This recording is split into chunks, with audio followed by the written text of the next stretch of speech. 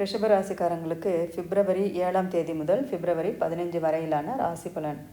ரிஷபராசிக்கு இந்த வாரம் குரு 2ஆம் வீட்டில் இருக்கிறதுனால பண வரவு அதிகரிக்கும். குடும்பத்தினரோட ஆதரவு உங்களுக்கு உண்டு. ராகு 10ஆம் வீட்டில் இருக்கிறதுனால செய்கிற தொழிலில் சில மாற்றங்கள் ஏற்படும். புதிய வாய்ப்புகள் எல்லாம் உங்களுக்கு கிடைக்கும். சனி 11ஆம் வீட்டில் இருக்கிறதுனால பழைய நண்பர்களை சந்திப்பீங்க. அவங்களால சில உதவிகள் உங்களுக்கு கிடைக்கும். நீண்ட கால முயற்சிகள் எல்லாம் வெற்றி பெறும். சிறு சிறு பயணங்கள் சென்று வருவீங்க.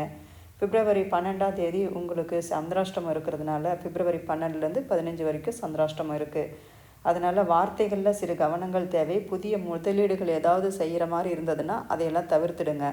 ஏன்னா சந்திராஷ்டம டைமில் எந்த ஒரு புதிய முதலீடுகளையும் செய்யாமல் இருக்கிறது ரொம்ப நல்லது. அதே போல் தெய்வ அனுகூலம் உங்களுக்கு உண்டு.